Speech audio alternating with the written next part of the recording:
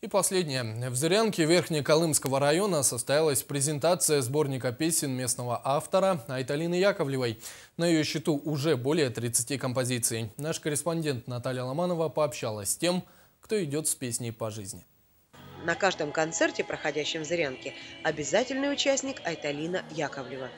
Исполняет она чаще всего песни на собственные мелодии.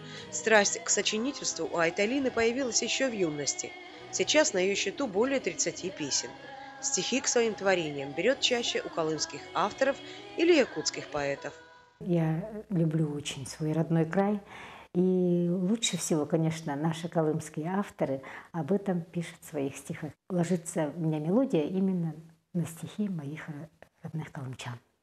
Музыкальность Айталины проявляется и в работе, потому что ее работа и есть музыка. Айталина Дмитриевна – преподаватель фольклорного отделения Зырянской детской школы искусств. Учит своих подопечных игре на хомусе. При этом владеет еще несколькими инструментами.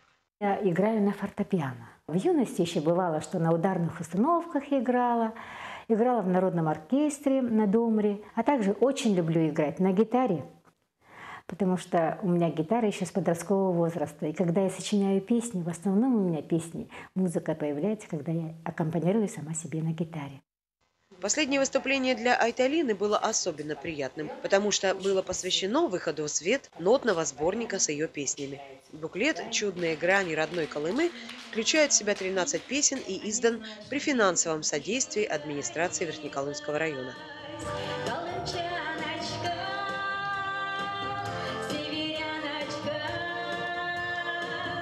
Наталья Ломанова, НВК «Саха», Зырянка.